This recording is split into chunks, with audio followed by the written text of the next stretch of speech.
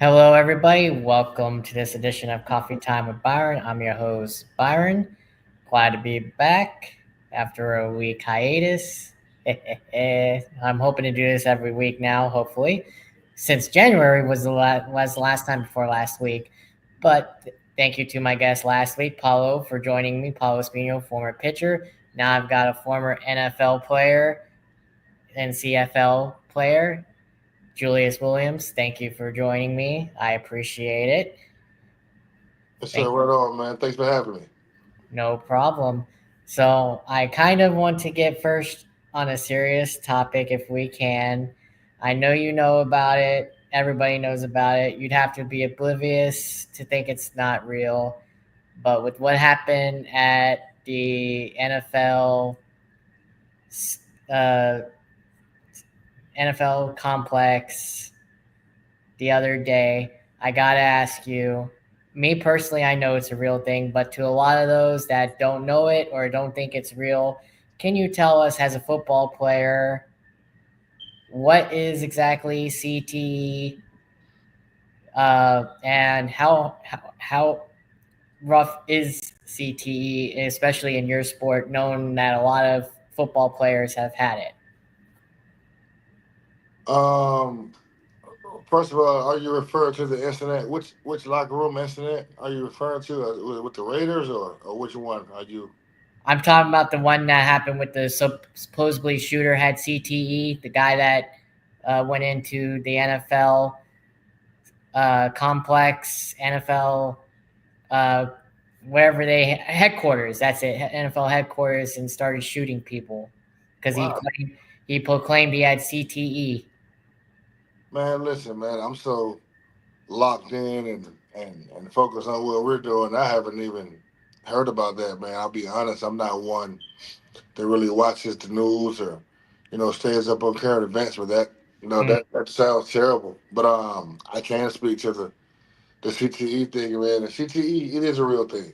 I mean, um, guys that played in our era. I don't mean to sound like an old dude. I'm 39. Not even 40 yet. But Right. it was just different. And it was more. These days, it's more flashy. You know, um, our days, it was more gruesome and violent. You know, so if you were that type of player, it's hard not to bang your head against the wall, 50 times a day, and nothing happens. So um, it's up to guys to get help and police themselves, and the ones that have severe cases to get, the real help that they really need, because um, lots of guys are majorly losing their qualities of life because of it, you know, and it's really sad because I know people that I knew personally, that were in college, and when I met them, let's say at an All Star game or at an event, um, they seemed a lot different than seeing them now, 20 years later, you know. Um, so for sure, I know it definitely affects the game big time. Now, I personally know what it is obviously traumatized of the brain, but for those who are or will be watching or hearing, which I hope is quite a bit, but if not, for those that do, can you explain what exactly is it and what causes it? Well, um, I'm no doctor, but from what I know, it's caused mostly by the shift of the brain. You know, so guys basically banging head to head, and the brain is shifting in ways that it's not naturally supposed to shift. It's more like it's been compared to getting in a car wreck. Mm. I mean, anybody that's ever had any encounter with their head, or has been concussed or even close to it, knows how it feels to get your bell rung in some type of way. Even if you're a little kid and you're playing and you bang heads, I mean, everybody knows that feeling. So, um, It's not, and then most of the time it doesn't show up until later in life. Maybe some guys 5 years after the game, some guys 10, some guys 20, some guys 30, some guys not really at all. But um, there's different cases of it. I mean, I encourage you to definitely do some research on it if you don't know. It's an interesting subject and topic, and there's been, of course, the famous movie with Will Smith. If you take a look at that for a couple hours, it'll tell you all about Perfect. I couldn't have said it any better. it. Um, so off to your career now that we got that serious topic gone. I got to ask you, you started off with the Jaguars. Tell us about that process. Uh, I know you spent, according to Wick, which I don't know if it's true, you can tell me if it's true or not, you spent a couple years there. Um, Tell us about that experience and getting your NFL experience underneath your belt. Yeah, man. It's a great experience. I mean, it's every people ask me all the time, how was it to play in the NFL? And I tell them, hey, man, it was everything you think it would be. you know, um, it's really like being a kid that's all grown up. Seriously. I mean, you're able to play football for a living and be an NFL player. Right? What gets better than that? But it was a good experience, man. I was young. Um, I wish I had someone to prepare me because it was a lot that I didn't know. Football is much more than X's and O's and going out and hitting people. So there's a certain way you have to be taught how to prepare, and I kind of went head first in, however I could. So. Mm.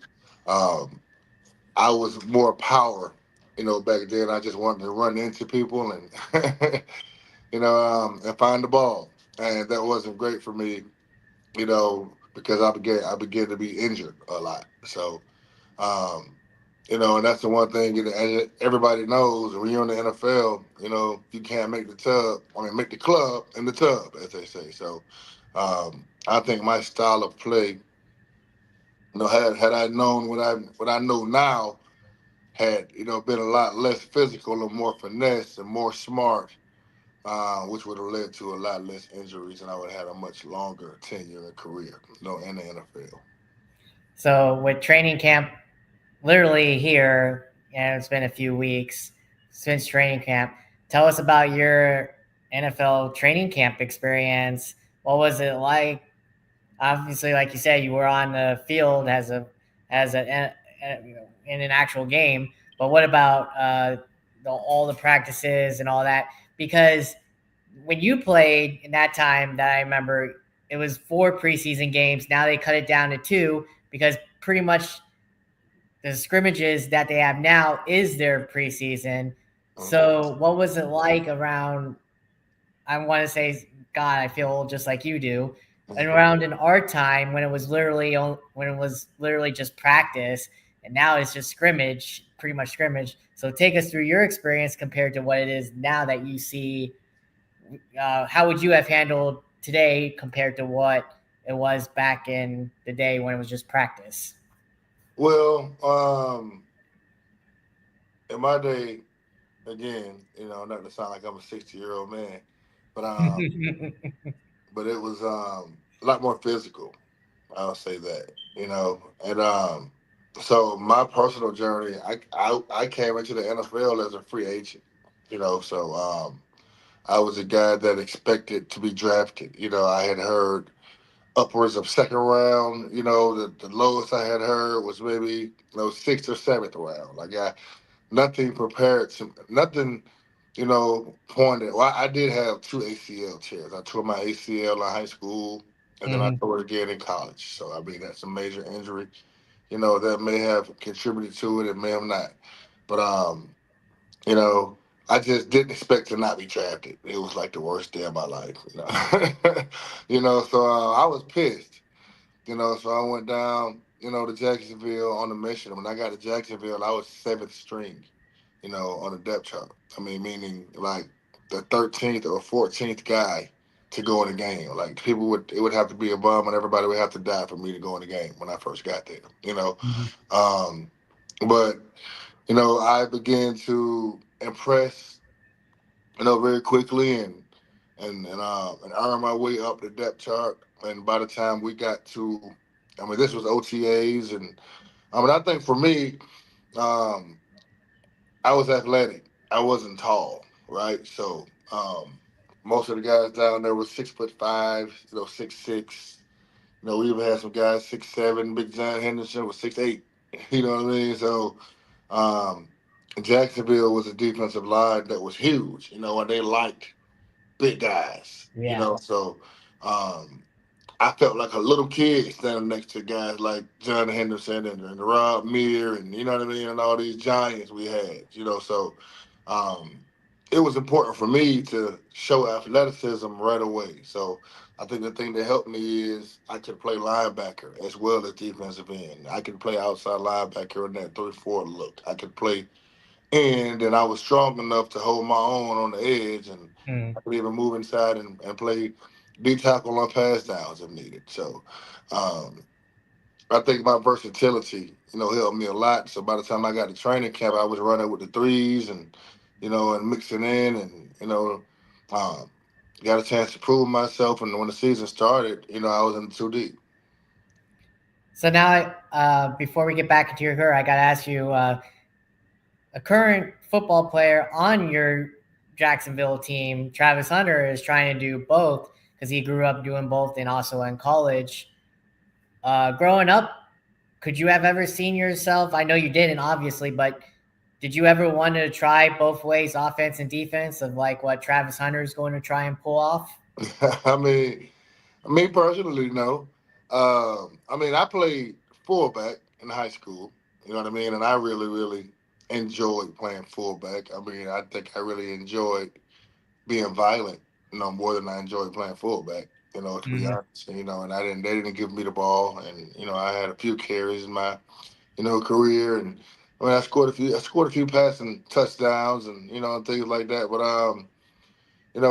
fullback was never something I really just wanted to do. I was a defensive minded player from the very start. I even played a little bit of wide receiver, believe it or not, running back. I played different positions, but I've always been a defensive guy. But it's amazing to see him do it, man. He's one of the greatest athletes that this world has ever seen, and he's not even played it down in the NFL yet. And you can already truly say that just by the things that he's done in high school and college, and it's going to be exciting. I'm definitely going to go down to a few Jaguars games these year, and be in the building to see what he's going to do.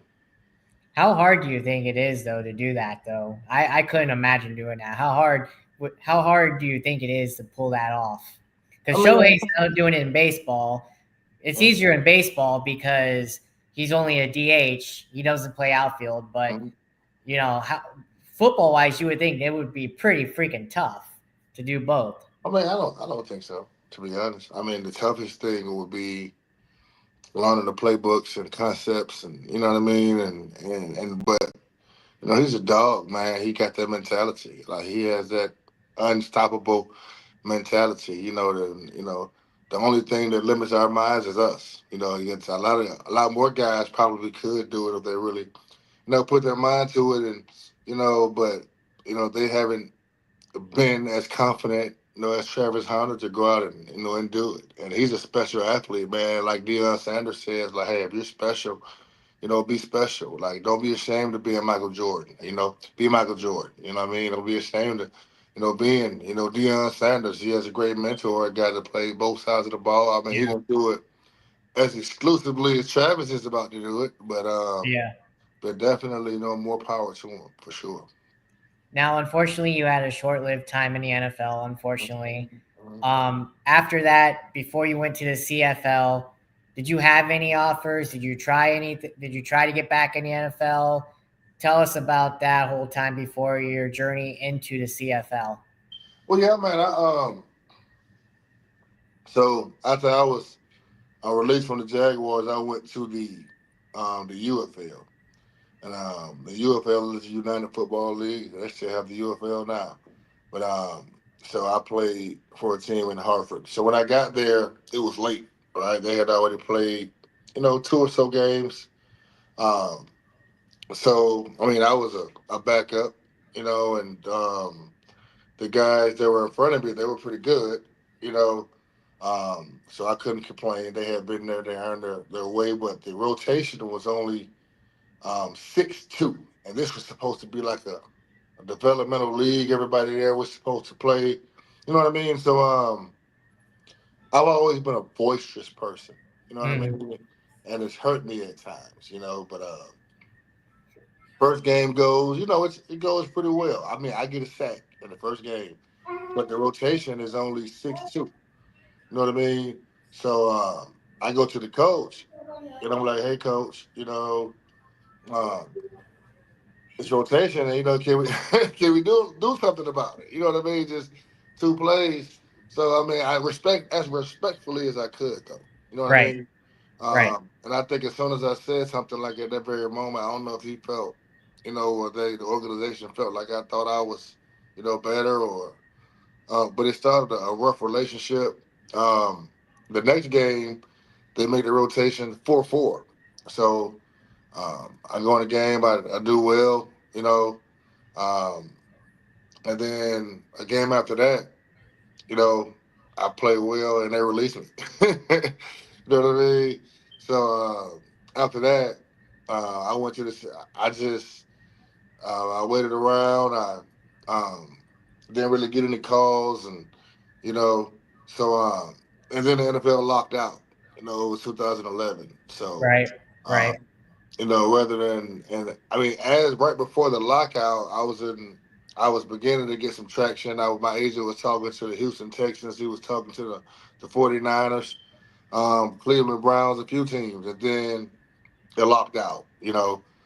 Before we can get anything done, and I decided to go up to Edmonton, and at least get some playing, some film while the NFL was locked out. Not sure if guys were going to play that year. I just didn't want to right, be stuck in limbo. You know what I mean? right. So I get up there, and my first training camp, I do very very well. I'm killing it.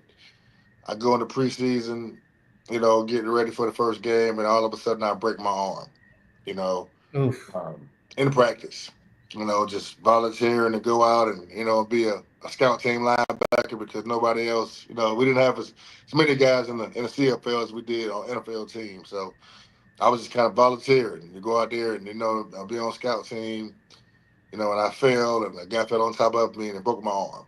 So I ended up missing some time. I came back, still had a good year. I think I had 7 sacks. A pretty good season. Um, Came back the next year. I tear my hip flexor Mm, in training camp, like doing a punt drill. Like I didn't play one punt down in the CFL, mm. but I tore my hip flexor doing a punt drill in practice. I mean, everybody had to prepare, but I don't know what it was, man. To be honest, Right, right, but so I ended up missing the first 2 months of that season. I finally get healthy. I come back and play. I play in 2 games, get 2 sacks, and then I tear my PCL. mm, know, um, so it was fun. 2 years back to back. Major injuries. Um, Off season comes up. Edmonton doesn't re-sign me. I get signed by the BC Lions.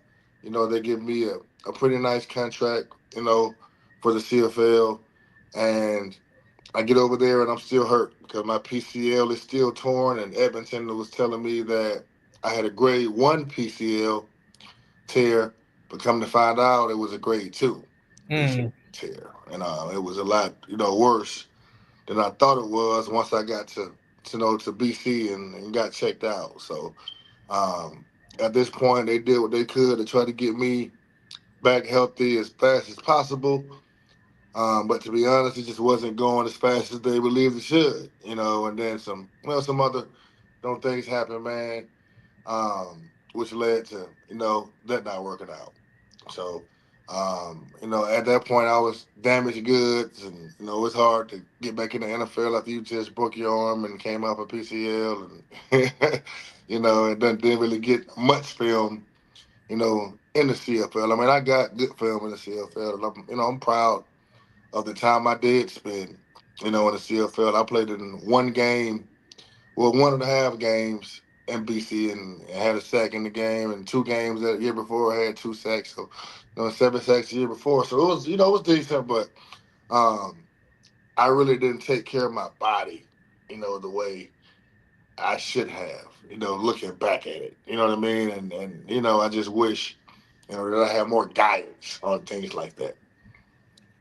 So when did you know that your career was finally over? When did you realize to yourself, oh hell, I'm not going to be able to play the sport anymore that I grew up enjoying?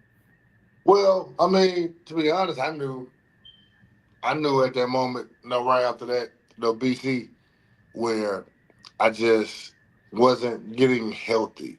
It just I was working as hard as I could, and they're telling me that it's a mental thing, and and all of this crap. But I just knew that okay, this injury is a little bit more serious than I thought it was. And so I mean, I went home and rehabbed, and then I got a call from the San Jose SaberCats out of California, an arena team. So they're like, "Hey man, we got some of the best doctors in the U.S. We'll bring you out here, and and we'll get you back on the field and get you back going." And they brought me out there, and much respect to the San Jose SaberCats, the organization. They brought me out there, did their best with their doctors. It was the same thing. The knee was just at that point shot. So they traded me to the Philadelphia Soul. Bon What Jovi's most people team. do with damaged goods, let's get rid of it. You know what I mean? So and the same thing in Philly, man. Shout out to the Philadelphia Soul. They tried as well. They tried. I went to their you know medical department, and and did all sorts of rehab, but just I just wasn't getting better. And then my mom had a brain aneurysm, and at that point, I'm like, Mm, I got more important things, and keep trying to nurse this knee back to health. yeah. So, like you said, you had a chance to play in all three, UFL, CFL, and the NFL. Right. Um, what's what's different about all three leagues, and what's very similar? What do they all have in common? Everybody. I mean, there's good football. At every level I played at, there are hellified football players. Like people may think that the CFL is a huge drop off. Like they may look at the CFL like those are guys who couldn't make it in the NFL. And there's plenty of guys that choose to play in the CFL because they just know they're treated better and they'll make good money, good guaranteed money, and But there's some ballers, man, in the CFL. There were ballers in the UFL when I played. I mean, everybody that's not in the NFL is trying to get to the NFL. And Right. then even semi-pro guys, like those guys are not out there, or some of the guys are out there just to have fun. But you got a lot of these semi-pro guys that are playing football right now. They just see that as the bottom of their journey. To go to the NFL. You know what I mean? So um, there's good players out there, man, and everybody just can't play in the NFL. It's not big enough for all the greatest players in the world to play. So um, I respect, the ball that was played on every level. I mean, the difference is obviously the money. The AFL is not paying you what the NFL is. You know what I mean? So, I mean, CFL was good money, but it definitely wasn't, NFL money. It was six-figure money in the CFL, but it wasn't. You didn't make high six-figure like NFL. How about the fans and the crowd base? I know it's Oh different, man, the best crowd base really was the CFL. Right. and why would you say that? Is it because they know they realize that you guys play better, that you guys play for the love of it more than money? What do you think the fan base is Uh, realize about that compared to the NFL fan base? well, the CFL was a much more loosely regulated league. Like when it comes to like celebrations and stuff like that. Like Mhm. guys would catch touchdowns and go jump in the crowd, and they would be there for 2 minutes. Mhm. You know what I mean? And everybody run over. Like I've seen guys get an interception and run, and the whole defense goes and jumps in a boat and does a photo shoot. You know what I mean? Like it's like guys in the CFL are, and I'll be honest, some of these guys that are in the CFL are not in the NFL because they don't have much discipline. You Right. know what I mean? So like in the CFL does a good job of letting those guys be themselves. And at some point it is ignorant. You know what I mean? But on the other side of it, it's freedom, to be out and and really celebrate. That's why a lot of guys, when I was there, chose, not to go back to the NFL because they just were having so much more fun playing the game they loved in the CFL just because of the loose style. You know what I mean? Um, there's a lot more, fan player, closeness. Like, they did a lot more events where fans were able to come and be close. And I think definitely they didn't and they knew these guys were hungry because everybody, as I said before, everybody was trying to get back to the CFL. It's like hungry dogs out there. They're going to be a lot more vicious, you know, than the guys that has the food. And what about coaching style wise between the leagues? What was it like for you in the coaching? Well, the coaching was great, man. I mean, the CFL and the NFL are two very, very different leagues. When I played in the NFL, it was a very um, lateral to vertical style. You know what I mean? Um, and the CFL was a lot more lateral. You know, NFL switched it up as well. NFL sometimes it'll be lateral to vertical because that was everybody was beginning to run inside zone and outside zone, and then they switch it up and people will run power and ISO and come down the middle. As for the CFL, you rarely seen a dive or power or those vertical plays. Like everything was mostly sideways and trickery. There was a lot more fakes and motions, and it was a much more complex. You had a lot more to worry about. Like I was glad I wasn't a linebacker in the CFL. That it was a lot going on. Luckily I could just put my hand down to go rush the passer and play the run on run downs. But yeah, man, but it was definitely fun for sure. A lot more creative, a lot more creativity in the CFL for sure. Now, your time in the NFL, obviously, it was unfortunately short lived. But who would you have liked to sack, and why? Um, I would have loved to have got Tom Brady because he's the GOAT. You know what I mean? So, um, well, other than that, I mean, I don't. Peyton Manning would have been a great one to get. You know what I mean?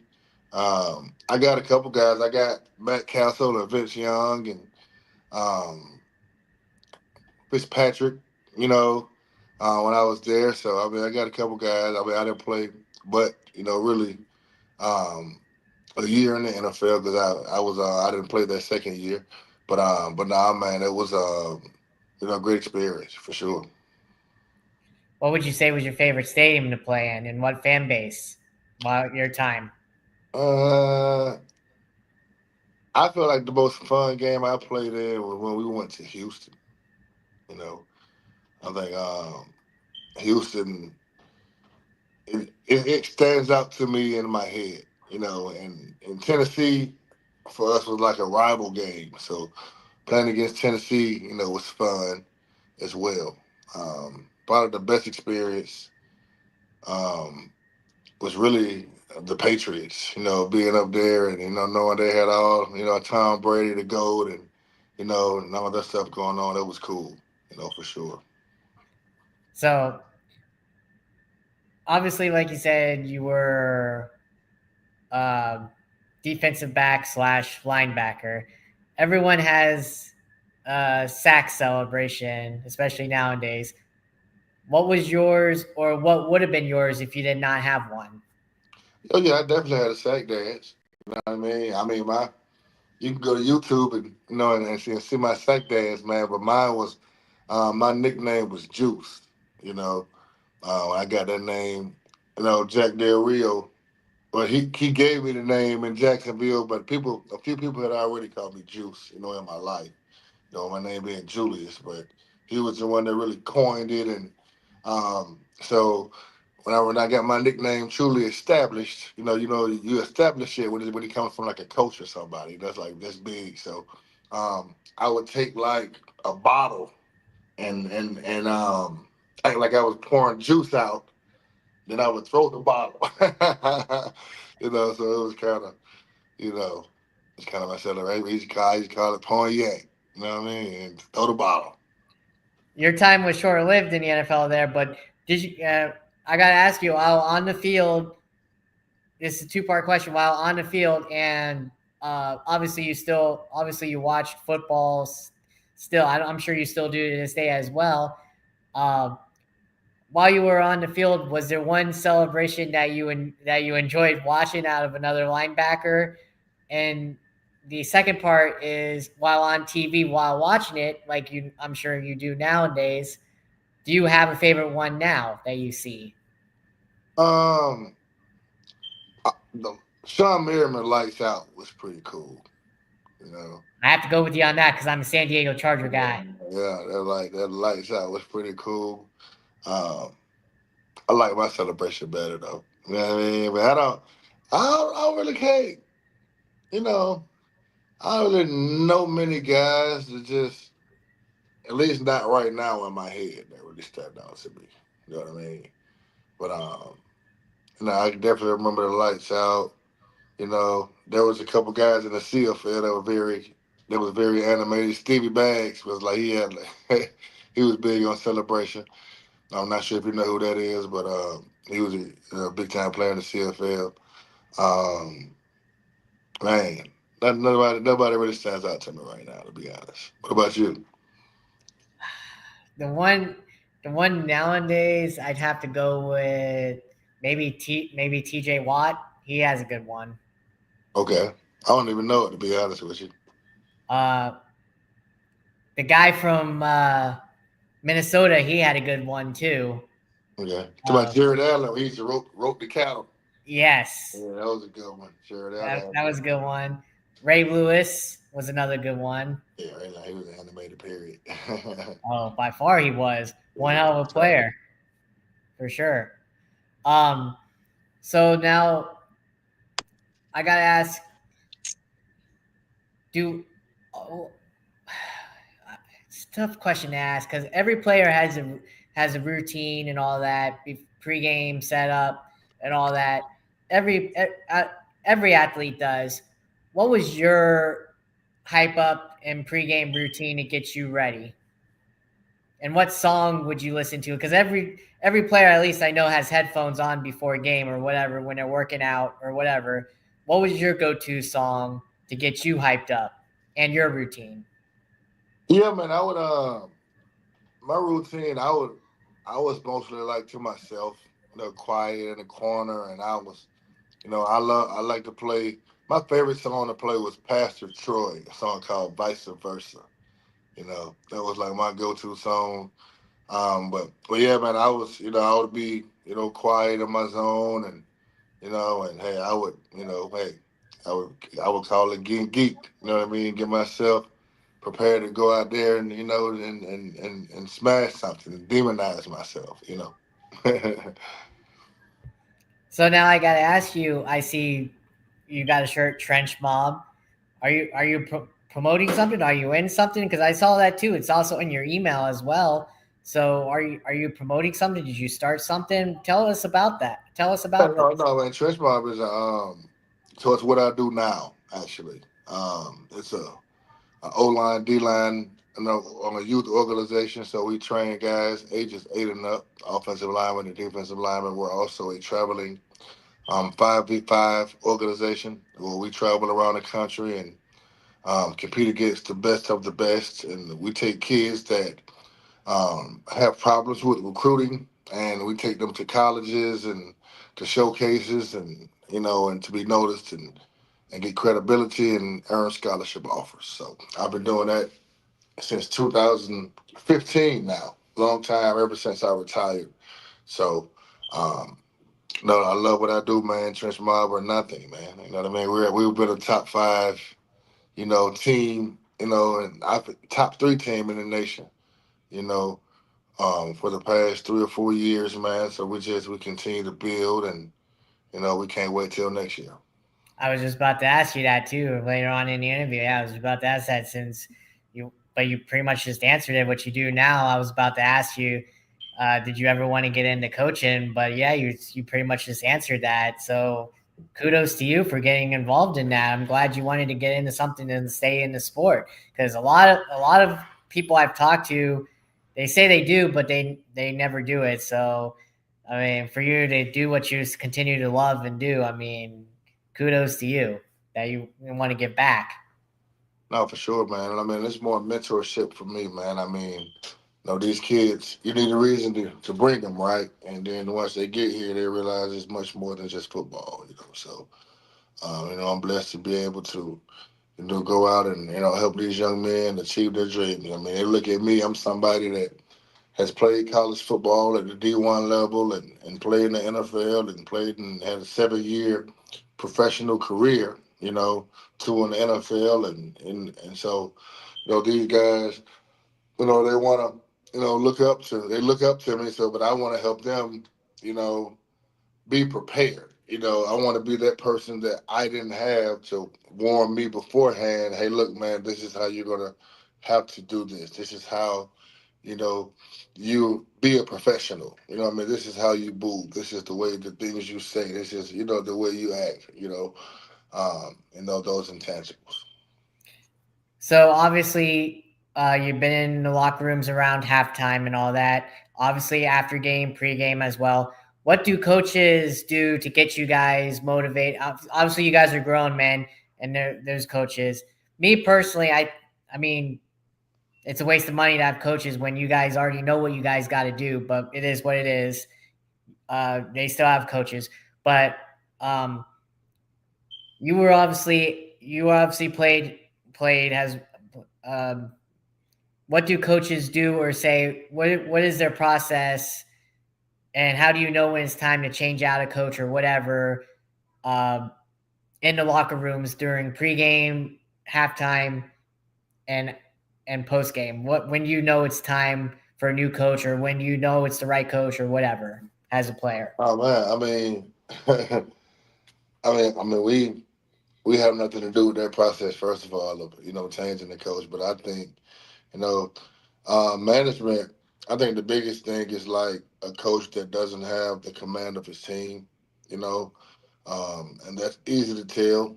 When coaches are speaking, if they don't command, guys' attention, that pretty much shows that guys have given up on their coach's system. You know, as a whole, they don't believe in the guy that's leading them to the water. So I think that's a clear indicator, and knowing that's very easy to see in most organizations.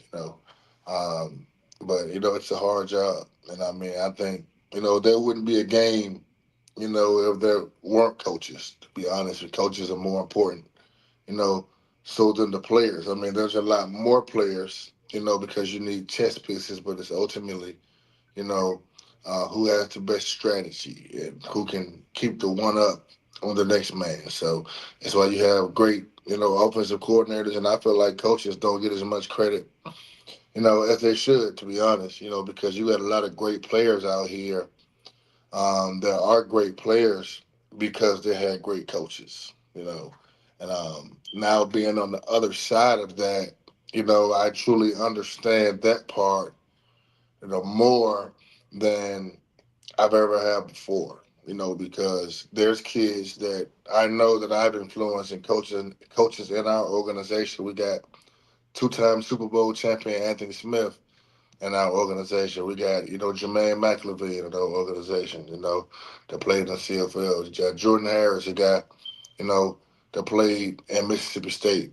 You got a few other guys. You got Jared Suthers that played at Georgia Tech. So we have lots of guys in our organization that influence these guys. So It was just much more.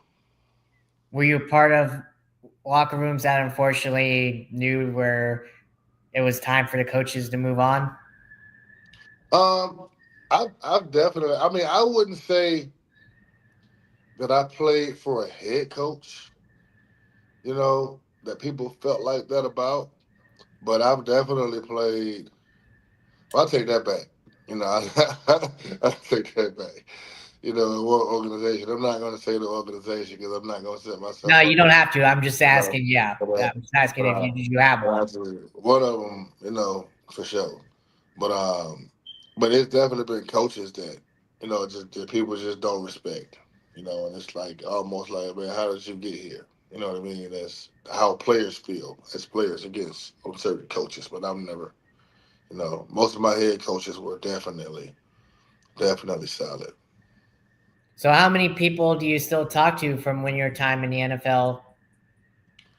Oh, not many, to be honest, man. I mean, you know, you got good friends, but that's only a few. Honestly, a handful. I mean, I got obviously there's Instagram and Twitter and social media. So you see guys and like their pictures and they make comment and stuff like that. But like guys that I actually talk to on an everyday basis, less than five.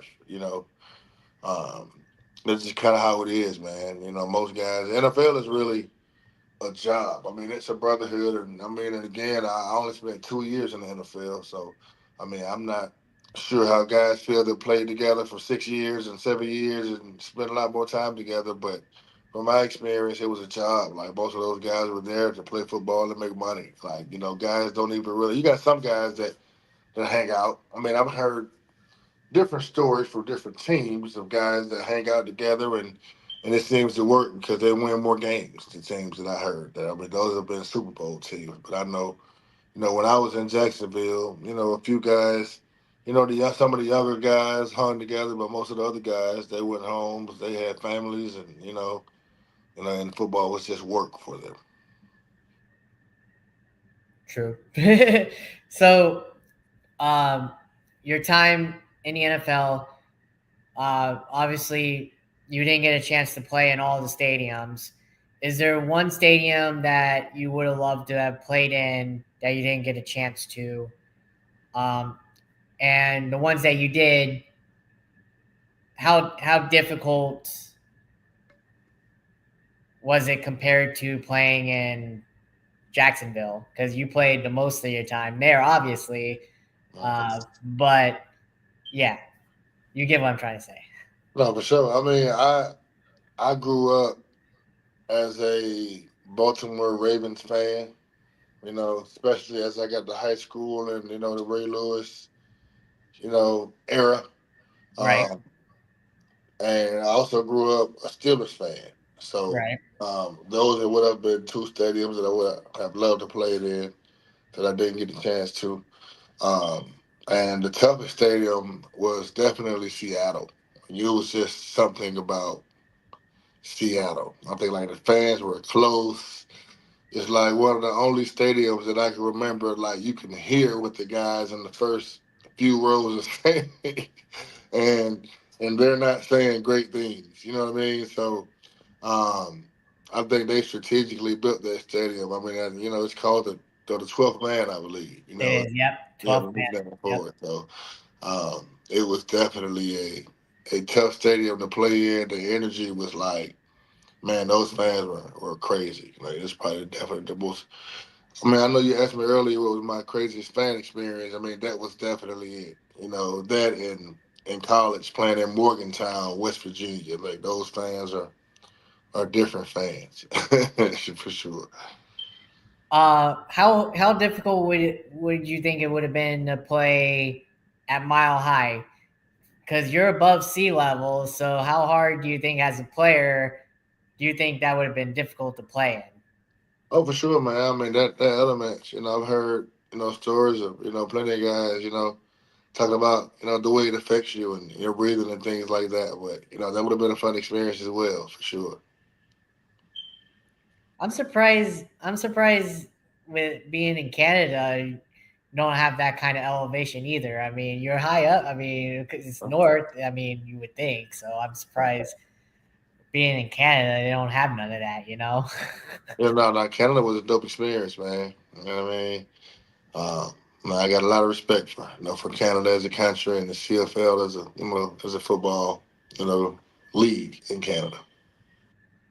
Now, is it is it the same amount of teams as the NFL? Is it league? Is it like two different leagues? What? Yeah, yeah. So when I played, it was an East and a West.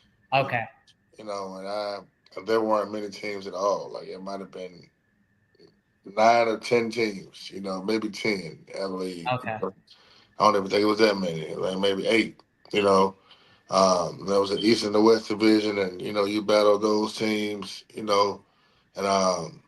they had a championship, which is called the Grey Cup. Which is the CFL's version of the NFL. Right. Two playoff games. To get there, but it was a great league, man. I mean, it was like they do a great job of running their league. The Canadian. There's lots of Canadian customs and like the experience was more than playing football. You know what I mean?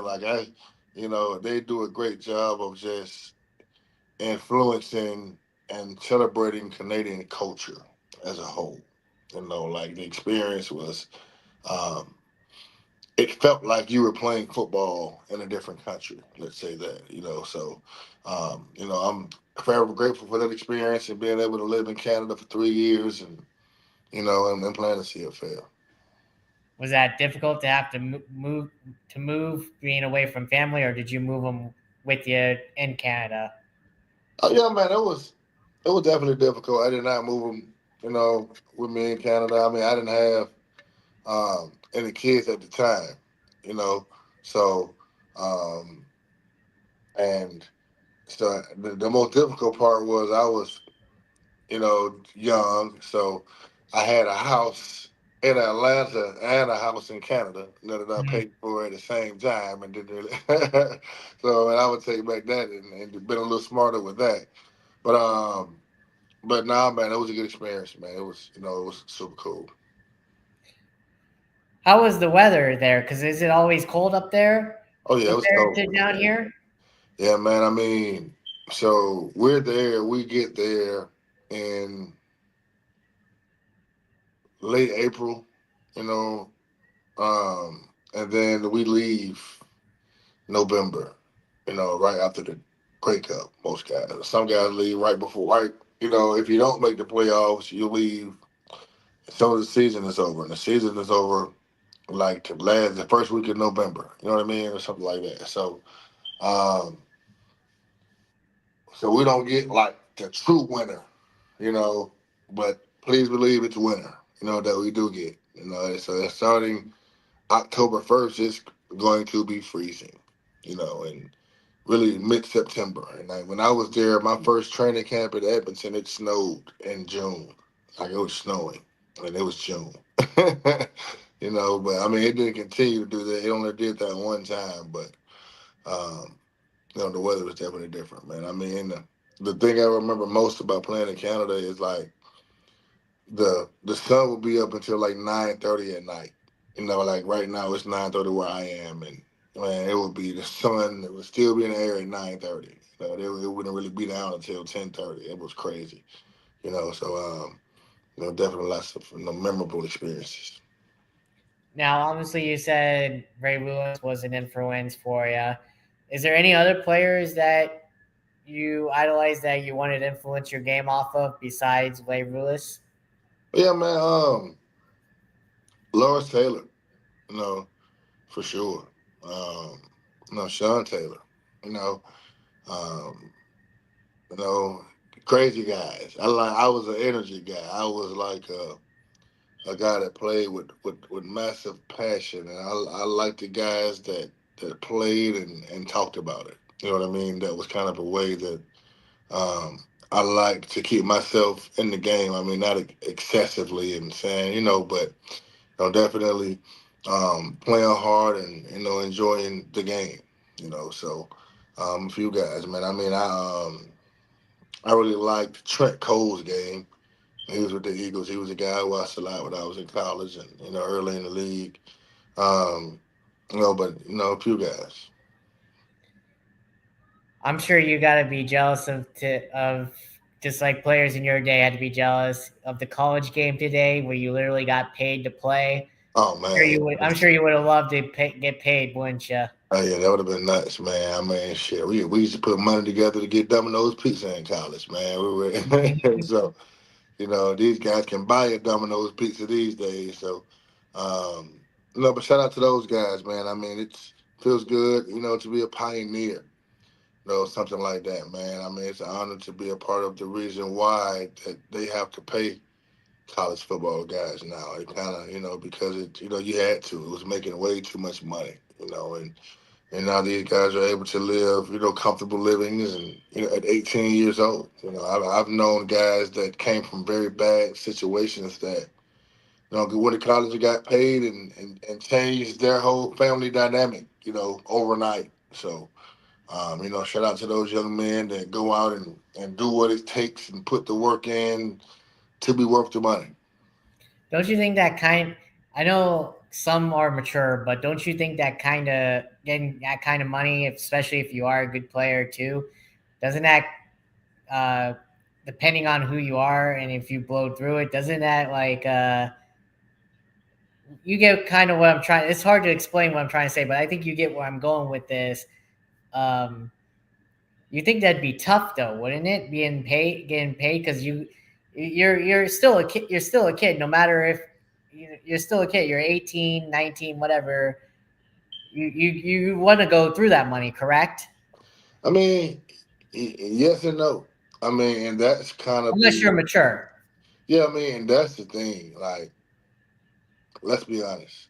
It's there's going to be some players that are going to be so good, and nobody's going to give a damn how mature they are. Let's be honest. But that's only going to be a small percentage of guys. So the rest of these guys are guys that are going to be extra scouted. So you may or may not know recruiting is all jacked up now because of money. So like the thing that we all wanted for so long is killing high school kids. So I'll give you an example. When I came out of high school in 2004, schools were signing 30 high school kids. Hmm. That 30 has now gone down to like 8. You know what I mean? For some schools, because what they're doing is they're going to the transfer portal and getting much more mature guys and paying those guys instead of paying Hmm. high school kids. So the high school kids that do get paid, they like back when I played and went to college, you only had to pass the football test. You know, now these guys have to be football savvy and ready and extra prepared because they're only taking the top percentage of players. So they're only going to take the best ones that has the technique and they're ready to play in college right now. So now it's forcing you to go out and hire trainers and be a part of organizations, or you're just not going to be good enough, to compete at the college level right away. And those are the guys that they're paying. They're also taking into account family backgrounds a lot more. Like, so they interview guys to see, are you mature enough to handle yourself on a college campus with a salary of $500,000? You know what I mean? So it's just like on a job. If you got a job, let's say, this is your podcast, you got a guy you want to hire, you know, as an anchor, or or to interview people, and you say I'm going to pay you $250,000. You're not going to hire a guy that doesn't speak well. You know what I Right. mean? So the same thing. Like when they pay you for much more than just football. They pay you for branding. You got to go out and represent UGA and Florida State and Ohio State. You got to represent that team and that organization and that town well, or else like they're not going to deem you worth it. They could just go pay a guy that will. I get where you're going with that. I really do.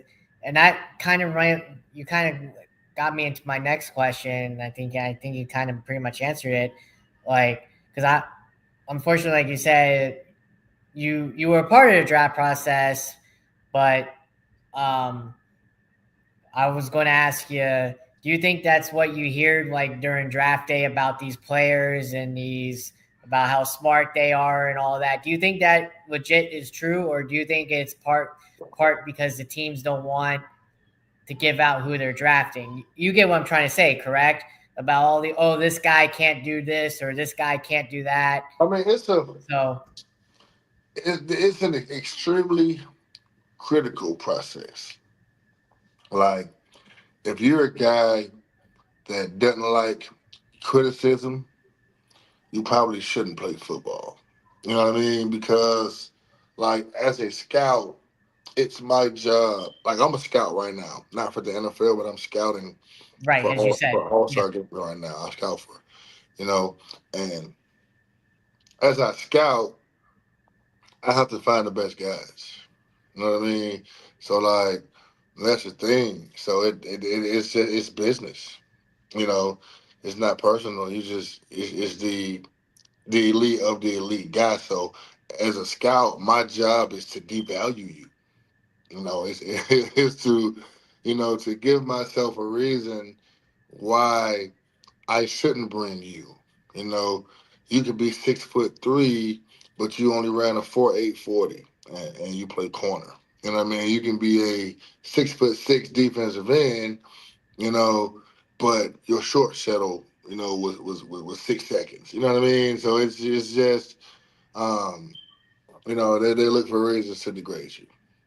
But do you also think it's a smokescreen too? If they really value, do you think it's also because of that too? So the other team don't choose you. Do you think it's that as well?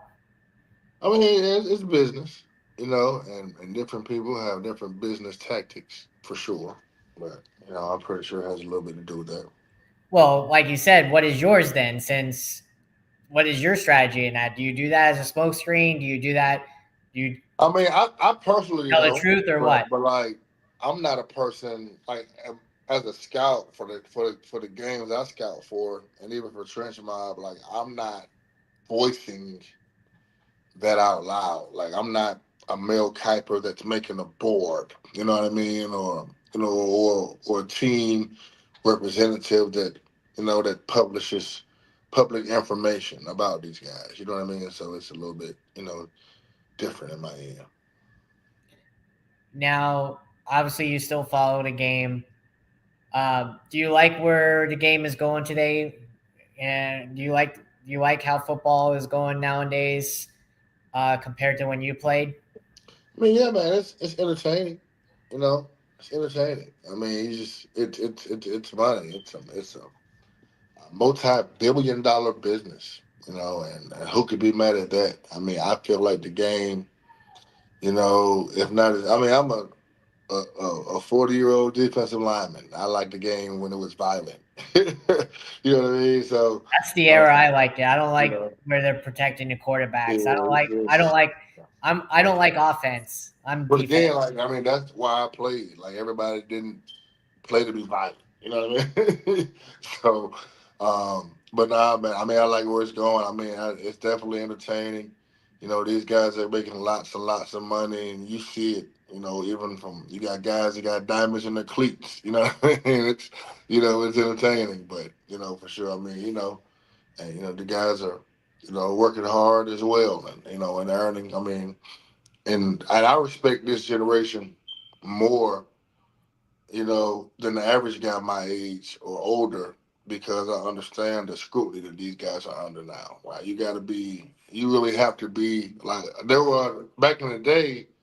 There were guys that could sneak through, from having size or looking the part. Let's say that. Like, it's a lot harder to do that these days because, with social media, and you like, it's almost a requirement to come to college camps now before they offer you and stuff like that, man. So it's like, these guys have a much bigger microscope, you know, under them than we had when we came out. Now that actually led me to my next question because I pretty much led me into it. Uh, yeah, what since you do help guys and you do tutor them, what do you tell them to this day? Because it's hard playing your position nowadays because of, like I said, of how it's gone. Basically the Tom Brady rule, basically, and protecting the quarterback. You can't hit the quarterback. So what? And if you do, it's pretty much a flag. So what do you tell your guys? Because, like we said, it's a totally different era. If you get to even touch the quarterback, it's a flag. So what do you tell your guys? I Because mean, it's hard for honestly, your position like you. I don't tell my personal guys anything. Like I'm not like get the quarterback on the ground, and I don't mean to sound insensitive. But I don't care much about quarterbacks. You know what I mean? So I'm not telling my guys to go be less violent. You know what I mean? I'm not telling them to go be stupid either, though. Like, don't grab a guy by the head or face mask or, do something ignorant to where you're going to get a penalty because that's going to cost our team. But I'm not like, you know, when you get to the quarterback, make sure you bring him down gently. You know what I mean? For sure. I know you've seen it though. It's hard though, isn't it? Now, Oh I no, mean, for sure, man. I mean, it makes it they so were. freaking hard. It's hard to watch. Yeah, man, it's crazy, man. You I got feel some. bad for the linebacker and defensive back guys, and Yeah, even quarterbacks when they get the sack. Like, How the hell are you supposed to sack a guy? yeah, man. But but on the flip side, though, these quarterbacks these days are not as tough, as the Brett Favre's and Mike Vicks and all the guys that we played against back in the day, man. These guys are going down before they even get hit. So like, like they're taking a knee, like, hey, bud, I'm making $60 million. I'm not getting That's hit. because they know. Yeah, like you said, that's because they know in this day and game they can do that because they know if they get hit, they'll draw a flag. You know who's best at that? Mahomes. Right, exactly. Oh yeah, yeah, man. Hey, anytime he gets touched, flag for sure. So that's why I said I feel bad for like guys like you and because you're in that position. Like I mean, you can't. I mean, I've watched enough football nowadays to see it's so stupid. I feel bad. It's like why you calling a damn penalty? What the hell is a guy supposed to do? You're coming full force. You can't slow yourself down when tackling. I mean, you got to think of the human impact, relevance here. You can't, even when you go for a tackle, you can't twist yourself to the side or the person's going to break free. Like, how the hell are you supposed to tackle nowadays? Right, yeah. No, man. I mean, you better. They mostly. I mean, I get it. They want to keep the main players, which is the quarterbacks, on the field. Nobody's gonna. They're not spending money to watch the backup quarterback. So I get it. But at the same time, it's like make football great again. Exactly. That's what I'm saying. So, also, do you like the aspect? I know in your day, I don't know why it took this long, but I kind of like it. They implementing it this year. Basically, what they do in tennis, where they have instead of the chain gang monitoring where the ball is, it's automated now. They'll still have the chain gang, but the automated system like they have in tennis will help monitor where the ball is. Mm. Do you like where that's going in that aspect? Man, that's dudes to be honest. I don't mean to sound like a guy that lives under a rock, but I kind of do. Um, but nah, that sounds cool, man. I mean, anything to make the game more accurate. I mean, especially with AI technology and all the things that you can do now, on the computers and with technology, why not? I mean, um, there's been years and years of bad refereeing. I mean, there's been years and years of good refereeing as well, but they're human. So now, if you can take the human factor out of it and correct it with a machine that's going to be more accurate, I'm all for it. As long as it's not, I mean, I'm pretty sure they've worked all the kinks out and and made sure they prepared it beforehand. So. So obviously, every position has a different uh, thing. I want to know what is the difference between defensive back, which what you played, and linebacker? Because I know you guys line up about the same. So what is it? What because you both go after the quarterbacks compared to what cornerbacks go with receivers and safeties. So what's the difference between you guys to linebackers? Yeah, I mean, so I play defensive line. I know you said defensive back. So defensive back is like that's cornerbacks and safeties and nickelback. So those are the small, fast guys. Linebackers are the intermediate guys. So they're the guys that can run, but they're also tough. So they cover the midsection. So if you get past the big tough guys up front who are ultimately the biggest and toughest and strongest guys, you got a guy that's just as strong to be able to take that running back down. If you get past those guys, you got guys that are fast enough to run them down in the back end in the defensive backs before he scores a touchdown. So I mean, it's kind of just like a village, working together. But the difference is definitely, I mean, defensive backs may run 20 to 25 yards on one play. Like if I'm doing that, it's not great. I mean, we're getting gassed, so I'm not running as much, but I have to be a defensive back or linebacker may not touch anybody. Like I have to touch and be violent and have to fight literally every single play because offensive linemen are trying to take my head off and I'm trying to go, damage the people in their backfield. Obviously, the O line guys are more stronger, more tougher these days than what you played. Um, I majorly disagree. I majorly disagree. I think they're much better, and well, you get where I'm going with I that though, because yeah, they're the I O just line gotta, I the O just gotta line keep guys up. today are trying to match defense guys. You get what I'm trying to say? So, They're trying to match the speed.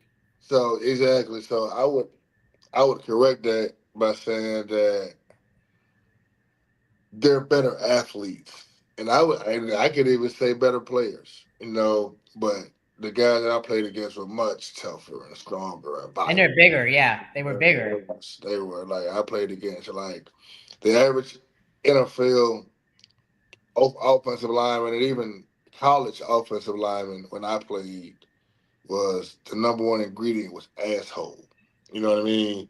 And I feel like you don't really see that as much these days. You see lots of technicalities and sound and you know what I mean, athletic guys. You don't name an asshole in the NFL right now. You really can't do it. I mean, I like the one guy that went to New Orleans a couple years ago. I forgot he went to a small school. He was kind of nasty.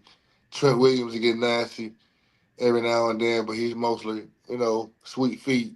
But, I just felt like every offensive lineman I played in the NFL were like nasty. I mean, they were trying to kill you and they were talking crazy to you when they were doing it and trying to or attempting to do it. You know what I mean? So um, I think that's a big difference between the offensive lineman now and then. So who were those guys when you played? Because there was quite a bit. One top of my head I can know is it was played for the Ravens. Nagata, he was one. He was a good one. He's a killer. Yeah, man. He's a killer, man. I mean, a lot of good guys. I mean, there's no James Harrison in the NFL right now. I mean, he doesn't, he does what he says, like a real, enforcer. You know what I mean? Um, and I played against, some really good offensive linemen, man. Jason Peters was a really good offensive tackle. That played, for the Eagles. Good Dwayne for him. Brown. I think he's still playing. Yeah, I believe he is still playing. I think I did see something crazy like that. You know what I mean? Dwayne Brown for the Texans was really nasty. Like he was a guy that he was trying to fight out there. You know what I mean? Like Anthony Davis for the 49ers was nasty, trying to fight, like talking crazy to you. Michael Rule, David Stewart from Tennessee, like were nasty, and you know what I mean. I mean, lots of guys, but I can keep going. You know what I mean? But you know, the guys, like I said, guys were assholes back then. Like these days, it's like you got offensive linemen on Instagram trying to be cute. You know what I mean? Yeah. Like, nobody offensive linemen in the 2000s didn't care about Instagram and being, posting pictures with their girlfriend on Instagram. They were trying to kill something. Now, did you like playing in preseason compared to regular season? I mean, yeah, man, for sure. I mean, I wasn't a so that's the one thing I feel for now because I didn't get drafted, so I needed the preseason. Like, if you're a guy that got drafted first round, you could suck in preseason. You know what I mean? And you're going to be Did there because they gave you $20 million. You know what I right? mean? So, Did when you're a free agent, like I would not have made the team. In Jacksonville if there wasn't for the preseason. You know what I mean? Like that's like a criteria for a guy, that's a free agent. You know what I mean? So, it was my time to shine. So I mean, it was it was more important to me, than the season itself, because without it, I wouldn't have made the team. So, it was definitely a great experience. So I mean, it's a crazy time because you start out with 100 guys, and that 100 has to get chopped down to 50, man. So it's like that's the craziest experience than just playing football itself. By just you're hanging out with a guy in the locker room, and an hour later he's no longer your teammate. You know what I mean? Then the next day it happens again, and the next day it happens again, and you eat lunch with somebody, and you won't see him in the special teams meeting. You know what I mean? It's crazy. So that's the more crazy part that I feel like doesn't get talked about as much. Just to cut through all this some of it's literally dodging bullets every day. You know what I mean? I mean, if you're a guy that is established like Maurice Jones-Drew wasn't walking around and worried about whether he can get cut or not, but most guys were. And even top guys, like they there were some big time guys like Pro Bowl that I saw them do dirty things to, because they were, in their puzzle at the time. Yeah, now that you mention that leads me to my next question: is the Pro Bowl? Did you like that they got rid of it? Because I mean, back even when you played, it still meant something. The players actually played in it, Hmm. and I think it's crazy that it's gone down to this flag football and events. I mean, What's your take on that? Because for I one mean, that you gotta grew up say, like I I did mean, watching the Pro Bowl. so these guys that are making the Pro Bowl are worth, $100 million. So, and that's the thing that the average fan is not going to think about. Like, it's going to be hard to get, 40 guys that make, you know, multi millions of dollars to go out and be violent, you know, and run into each other. You know what I mean? I mean, they do it during the regular season because that's the reason why they make $40 million and $30 million, and have those big contracts. But in the Pro Bowl, to get these guys to line up and go do it to each other, and they're all top dogs who make top dollar. I mean, you got a few crazy guys out there who don't care. As you seen the Sean Taylor back in the day when it ran through the punter. But but so it's not going to be entertaining as like a real game that's hungry. And I mean, and to be honest with you, as psyched out as I am and was, I can understand it from those players' standpoint. Like, hey, look, man, I'm not about to come out here and bang my shoulder up and be rehabbing the whole off season and jeopardize my position for next year because I'm coming out to entertain people for the Pro Bowl. And as a fan, it sucks, for sure, because I would like to see the best of the best, go hard and put on for in front of everybody too. But it just doesn't work that way, especially at this age. I wouldn't say full effort like what like hard on like back in the day. I mean, I at least show some effort. Like I mean, but these guys were not making, that kind of money back in the day. You know what I mean? So like, and then so the attitude was different. You know what I mean? Like it's like you think different when you make, $46 million a year than you think when you make four. And four, you're still a millionaire, but 46, you're a little bit different, criteria. So you gotta, so it's just different. It's different. now, obviously, you got a kid. Does he want to follow in your footsteps, or is it in playing football? How's that process going, or does he want to do something different? So my son is 5. You know what I mean? So right now he wants to play. Period. He don't give a damn about football, if it's basketball or kickball or, with a toy around the house. So um, I wanted him to play football this year, and I attempted. I take him to an organization, um, and it just didn't have great success. So I wasn't, going to just keep looking around and so adamant. I mean, I talked to him about playing, and he expressed a little bit of interest.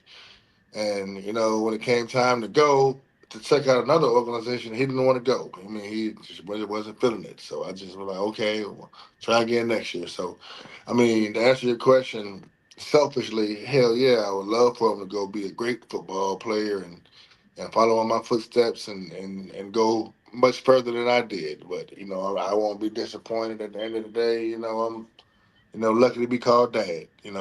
I feel you, man. I got two of my own, and they're only so young, so little time. You got to enjoy it while it lasts, No, for sure, for sure. because they're going to age just like we did, Oh yeah. very quickly. With our parents saying the same thing about us. No question. No question. Uh, so now this leads me to obviously current Jacksonville. Um, you said you want to get to a few games. I'm sure you still follow it. The game not like you used to, but you said you still follow it. What do you think the Jaguars can do to make that rounds into the playoffs like they did a few years back ago? Um, run the ball, man. You know what I mean? Like, that's the one thing that I know everybody thinks about the superstars when you make your run, the Jalen Ramseys, you know, um, the guys that make the headlines. But I mean, the biggest thing was you got to run the ball. Like we made the playoffs in 2010. A major part of making the playoffs in 2010 was Maurice Jones-Drew running the ball. You know what I mean? So, Correct. and then if you look around at most playoff teams, like even Kansas City runs the ball. They may not. You don't think run team when you hear Kansas City, but a Although lot. they did in the Super Bowl, though, that's how Yeah, they got man. creamed. Exactly. You know what I mean? So like that's what frees Pat Mahomes up, to be able to be Pat Mahomes because you have the threat, of the run. So I think with the acquisition of a player like Travis Hunter, you have to use that as a chess piece. Most cornerbacks are gonna be excited to line up against Travis Hunter because of the star power. Most you know, defensive coordinators are, you know, looking forward to get the raise because they're going to keep Travis Hunter to under 50 yards a game. You know what I mean? Mm-hmm. So take advantage of that. Of defenses. Even though he's a kid and hasn't even played a game yet, he's already going to be a huge topic of every defensive coordinator in the league. Please believe it. So run the ball. Run the ball and just establish a good run game and make it easy. You know, for Trevor Lawrence, and to get the ball to your weapons. Now that you mentioned his name, that led me to my next question. Do you think he has to prove himself this year as a top line QB, or will he be a bust? Because a lot of people are saying he's a bust after coming off supposedly this golden child like Caleb Williams is as the next all-time great QB, so be it. We all, how the media jumps on this very quickly when they shouldn't. Do you think it's a make or break year for Trevor Lawrence? I mean, Trevor's a good player. Oh, I know. without a doubt he is when he Right. plays, yes. Yeah, is he the player that I expected him to be? And no, you know what I mean. So, but he's still a great quarterback in the NFL, and I think whether it was Jacksonville or any other team, they'd be glad to have Trevor Lawrence. And now, I think it's a pivotal. It is a pivotal year for him, but I think Jacksonville went out and did him great deeds by bringing the weapons they brought, and getting these guys inked and and spending some money, so he can have those um, exclusive tools to use, to have no excuses. So I think, with the lineup that they have and the guys in the locker room now and them going out and you know and it's getting a top pick, you got to put up with that. Like you can't. And now, I mean, because now it's going to be bigger than just the love for Trevor Lawrence. I mean, you're going to lose people, if you don't get rid of them at that point. And an offensive guru too, who helped Baker along the way. Exactly. He's a good coach. Right. Now, can he be a top of the line coach is a question, because that's one thing. I mean, it's one thing to be. Look at Josh McDaniels. That's the key guy right there. One of the key ones right there. Good offensive guy, just can't make it as a coach. So we'll see. So It's hard, man. It's a hard job. That motivate men. You gotta be a leader of men first, man. It's more than X's and O's with coaching, man. Coaching, you gotta be able to influence, 53 guys to go run through a wall, and know that it's gonna hurt. no, You know what I mean? yeah. Like, even as a kicker, you have threat of danger on the field. Like, that's not easy to motivate people to go do. So But your team's in a very winnable division. Where do you see the outcome of what? How do you see the outcome of that division? I mean, that division is, very winnable. I mean, you can you. I mean, look at yeah, you could say the Texans, but C.J. Stroud had. Yeah, he had one hell of a rookie year, but last year defenses got to him pretty well, so they monitored him well and they got to him. I think that could be happening this year too. So you're in a winnable division. How do you see the outcome of that? Anybody can win it. I mean, I know I like our chances, to be honest. CJ Stroud and the Texans, I think, is the most exciting team in the league, in the conference, because of they have CJ Stroud, the young, exciting quarterback. But I think, Jacksonville can go out and play some good ball. I think we have the most um, like evenly distributed team, you know what I mean? And to go out and do the things that we need to do as a collective. We don't have tons of superstar names, but we got a great group, that's going to go out and play, Jacksonville football. I mean, they've been ever since the '90s. Jacksonville has been known for going out and playing, hard nosed football, and now we added a couple stars. So let's go let's go see what happens. Do you see Jacksonville getting a new stadium? I know that's been the talk recently. But Jacksonville is, I love Jacksonville, but they just don't have a lot of support, man. I don't know if that will be. I think that's one of the reasons they haven't, because it's so fair weather. You know what I I mean? know Khan's been wanting one Yeah, because he's man. been the owner for years. Yeah, So man. even when It's, you played, it's just not a huge, fan base and support system in Jacksonville as it should be. But that's on, you know, the coaches and the team and the organization as a whole to win games to get fans, to be in the stands at the same time. So they go, they go out and make a couple playoff runs, and definitely, because people are gonna spend money where the people are. So people start showing up, and they get fans excited. They're definitely gonna spend money too, because now they got to woo them. now since I said Khan, do you see?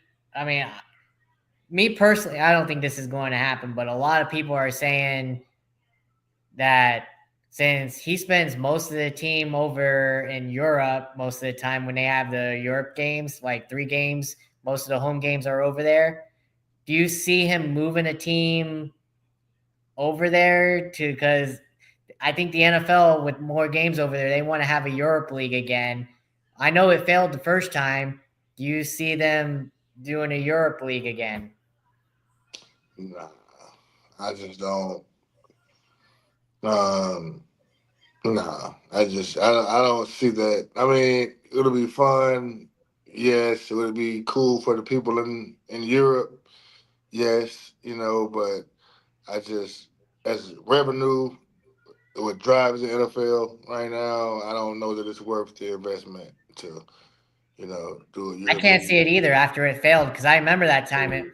I remember that time.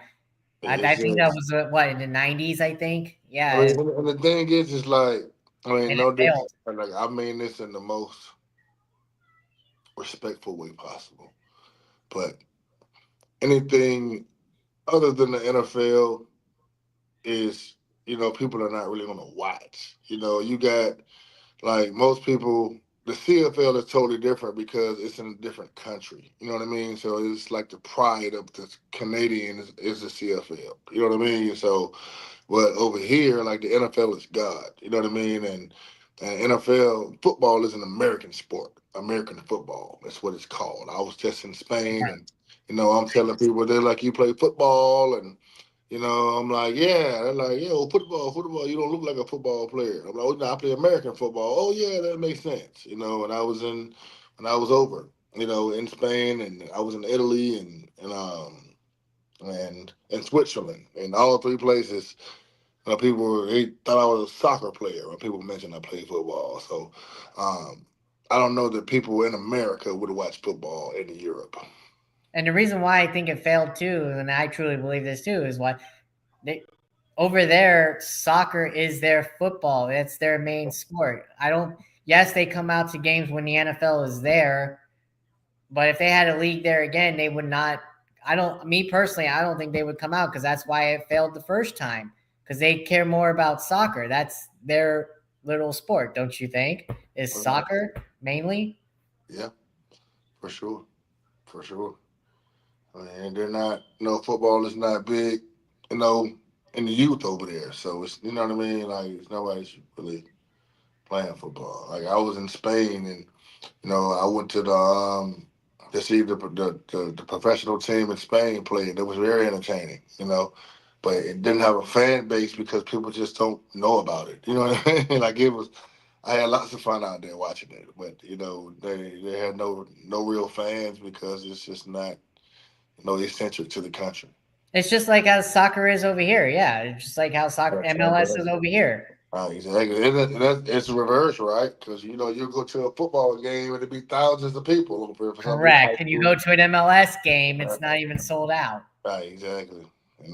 So yeah, same thing. Different Same strokes. thing. So obviously the season hasn't started. I know you want to do your. I know you want to say since you played for the Jaguars, you want to be biased, but no bias or not, I want to be biased myself and say the Chargers. Mm. But I know that's not going to happen because they're going to do Charger like things as always. Who do you see in the Super Bowl and who do you see winning it? Oh no, that's a hard one, man. That's a hard one. You It know, is. you can't ever count Patty out as long as he's playing. You know what I mean? Um, you know, that's a I'll good give you one. my prediction, and you can give me yours. Go ahead.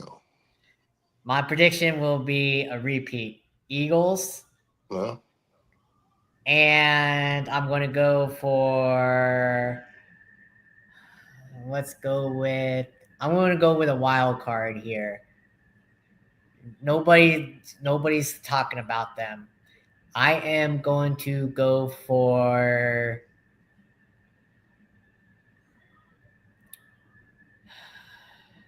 the Denver Broncos because of Sean Payton. Mhm. You can never count Sean Payton. He's got his Drew Brees. All right, they got a decent squad too, man. Got a decent squad. Mm-hmm. Mhm. I mean, I damn near like it to be a repeat, man, of the two teams. But I think Kansas City wins this time, though. Honestly, I think Pat don't like that. But I think he didn't go to sleep for this whole offseason. You're uh, right, he didn't, but after the that's way a that good. happened. I could see that too. That's another one, but I just had to throw in a wild card there because nobody's really talking about him. And like I said, Peyton's got his Drew Brees now and Bo Nix Uh, uh, because yeah. he's just like he saw Bo Nix and was like, "Yep, that's my Drew Brees, same style as him and all that." Back talk just like Drew Brees. It's gonna be interesting. That's for sure. That's for sure. Um, Now, before we head off, I want to ask you. I know you follow it slow, close, not as much, but you still do. Um, let's talk a little about the divisions. Um, how do you see the AFC East and NFC East playing out this year? Um, I mean, honestly, man, I don't really pay attention as much as I should, man. Um, but I mean, I do. I mean, I think it's gonna be interesting. You know, um, I I go back to what I just. I think Lamar Jackson is gonna go to the Super Bowl this year, man. You know, and You that think just it's his popped year? popped in my head, man. I can see Lamar Jackson. You think it's his Yeah, year? that's it. I just feel it, man. I think he's on a real mission, man. And they got the pieces to do it offensively and defensively. I can Do you see, think he'll shut everybody up and finally win one? yeah, man. I can see Lamar Jackson, getting that done, man. No, for sure. It's going to be tough though, and he's got to deal with Mahomes and Allen. Yeah, man. But I just think he's gonna be a man on a mission because like Derrick Henry. He's only gonna be that way for so long. You know what I mean? So you gotta, I mean, when you think about it, the AFC is stacked with you know, quarterbacks compared to NFC. you know, You got Mahomes, you've got Jackson, you've got Allen, uh, you've got um, uh, shit. Who else is there? Who else am I missing? Yeah, you've got Stroud, of course. You've got your boy when he's good, Lawrence when he's yeah, good. yeah. You've I got mean, I think he got some shit to prove this year too, man. Like he I does really for think sure. he's gonna shut everybody up and have a MVP type year. I mean, He's one. it's gonna be depending on how ready Travis Hunter is. I mean, I don't honestly, if I'm Jacksonville, I'm not gonna use Travis Hunter as much on defense. Because he's needed more on offense. Right.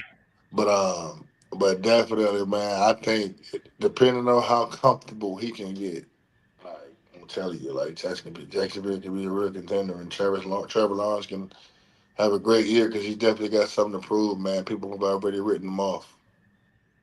Well, yeah, you got to do something. Your defense, I mean, can't do it all. I mean, your defense was pretty much holding you guys in games all like while he's been struggling. Like, Yeah. there's only so much the defense can do. Right, and the thing I think with them too, man, is they got to get him involved a little bit more because people don't think about it, but Trevor Lawrence is a dual threat quarterback.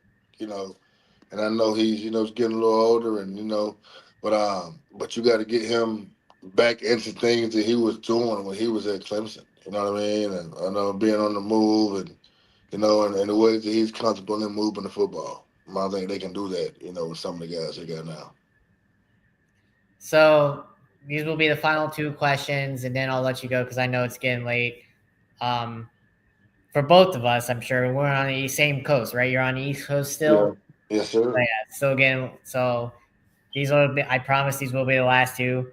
Uh, It's been a blast for sure. I hope you've had fun with this no, too. for sure. No, for sure. Um, that shot, whatever his name is, that hit Lawrence last year. Shaib, do you think that should be misplaced from the game along because my this is a hard question to ask because like you said, you played in the physical era. I grew up in watching the physical era. And do you think that should be do you think he should be kicked out of the game because kicked out of the game like for forever? Because he's a repeat offender. That Shaheed, whatever his name is, that Yeah, hit Lawrence. yeah. He's the Yeah, closest thing to like a James Harrison that's in the league right now. But no, man, I like him, man. I just find him. I'm perfectly fine with finding him. You know what I mean? But I mean, it's a like keep the violence in the game. I feel, and not to sound ignorant and and insensitive, but it's like it's. I mean, if you're, I mean, if you go in a man's pocket, it'll make him think. You know what I mean? So when he hits like that, you definitely find him. I don't believe he's worth being kicked out of the game. Period. But no, definitely hit his piggyback. I'm sure you can agree with me though. Yeah, he could have done better, but so could have Lawrence. He could have protected himself better. He slid late. I saw that on replay. Yeah, I mean, and quarterbacks have been doing that since the He beginning of the slid. game. He slid too late. Yeah, He man, could they're have done like, better. and it's crazy, like, cause like in that situation, it's like, what am I supposed to do? Because let's say I let up and he jukes me and gets back inside and runs for a 50-yard touchdown. You know what I mean? So Exactly. it's always I've always I feel like if anything, there should be something done in that situation. Like you don't want to get quarterbacks blasted, or they shouldn't be able to play cat and mouse. So if you get in that cat and mouse Yeah, situation, like we just yeah, talked about, the master at that is Mahomes. He gets yeah, away with man, that. I've seen all the time. so if you get in that, and I think it should be settled like that. If you get in that cat and mouse situation, blow the whistle, and that's just dead. And if you don't want them to get damaged, you But you see know where what I mean? he slides all the time. He gives himself up all the time. The defensive guys don't touch him because they think the play is dead, and the refs just let him get up and he runs. I've seen that happen with Yeah. Mahomes. Well, yeah, man. It been plenty of times where quarterbacks will fake like they even going out of bounds and then cut it right back up and get 5 more yards. I agree with you. That's got to change, but I don't think it will though. Unfortunately, as long as that rule's in play, defending the quarterback. Yeah, man, they got to do better the better way. I'm all about. I don't believe in. I mean, I tore my ACL twice. You know what I mean? So I don't believe in guys being hit and twisted and shit like that, man. But as long as you're playing and you're not intentionally trying to hurt somebody, you know what I mean? Like in a like hit them right on the kneecap type shit. You know what I'm saying? Like Yeah, I don't think it should be nothing like that. I agree. I couldn't have said it any better. Um, Now I gotta ask you. Obviously, it was a short-lived time in the NFL. You had some time in the CFL, and like you said, UFL. Is there anything? It's a two-part question. Is there anything that you regret in your playing career? Is there something different that you could have done to keep playing or whatnot, etc.? And yeah, you give Man, a yeah, fresh. I mean, like as I said earlier, man. I mean, I don't. I mean, I would have definitely taken care of my body. You know, a lot more, and I would have focused on the intricate parts of technicalities. You know what I mean? Like simple things like put a much bigger emphasis on hand placement and you know understanding concepts of pass rush better and learning offenses better and and things like that because to be honest man there's not much difference in talent in the NFL. Now you got your Micah Parsons up, he's a unicorn. You know what I mean? You got your TJ Watts, he's a unicorn. You know what I mean? There's not many guys like that. So once you get past those elite guys, you got the thing that makes you win is understanding and professionalism. Like the guys that take care of their bodies and get massages and go see the chiropractor every week.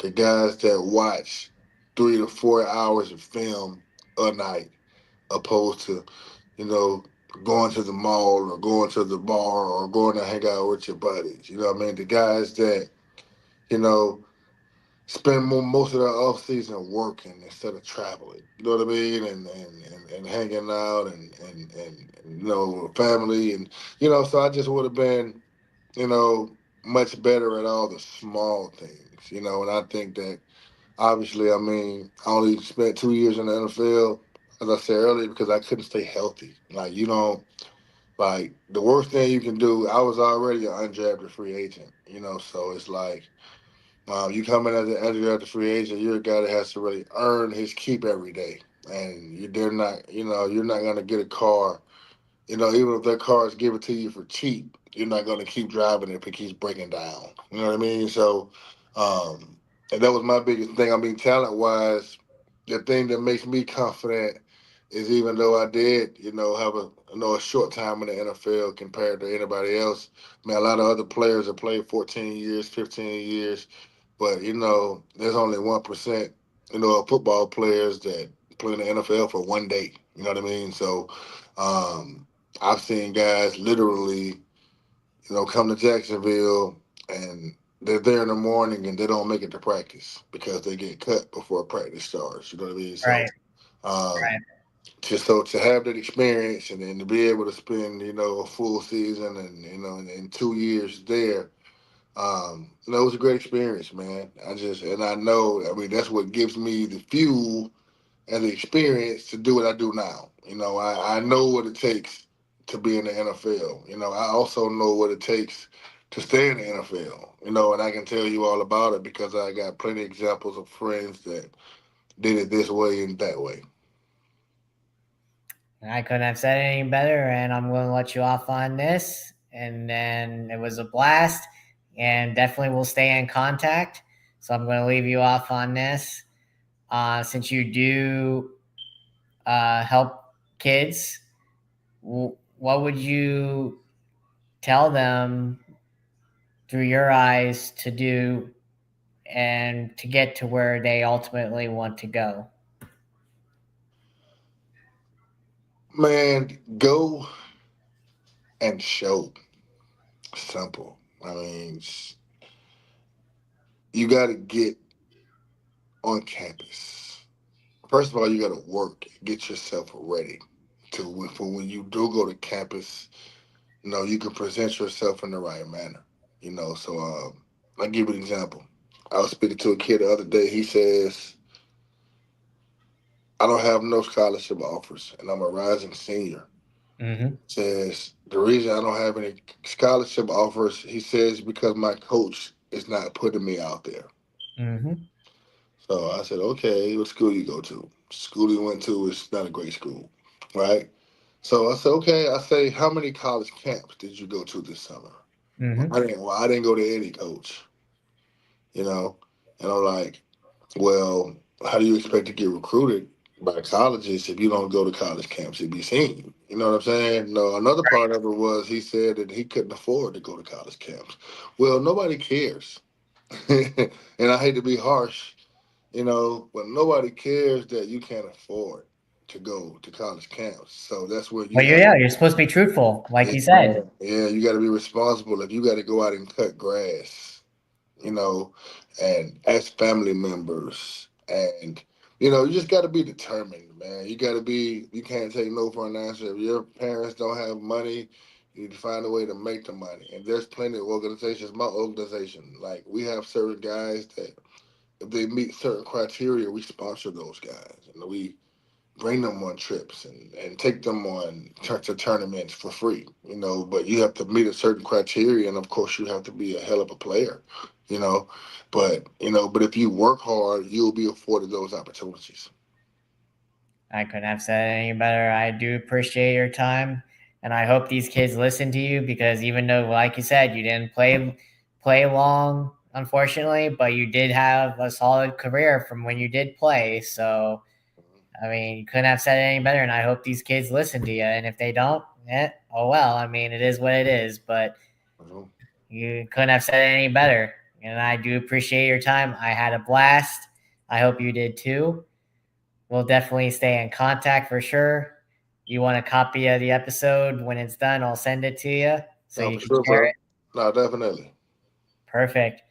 Um, and also, I'm always looking for more guests. If you know anybody, please send them my way. I'd appreciate it. You got my number. Send out my number and have them reach out to me. I'd appreciate it. So, yeah, I had a blast and I hope you did as well. All right, brother. I appreciate you for sure. For sure. It was fun. I'll stay in contact with you and I hope you do the same with me. Yes, sir. Definitely. It was good fun. This was fun. And I know it's not my team, but just for your sake, go Jags. Yeah, let's do it, brother. All right, bro. You have a good night. You too. Take care. Have a good night. Julius Williams, everybody, former NFL, CFL, UFL linebacker. Great talking to him. I hope you all have a good night. Take care. This concludes this episode. I'll be back hopefully next week. If not, I don't know yet when. So we'll see. Until then, have a good night.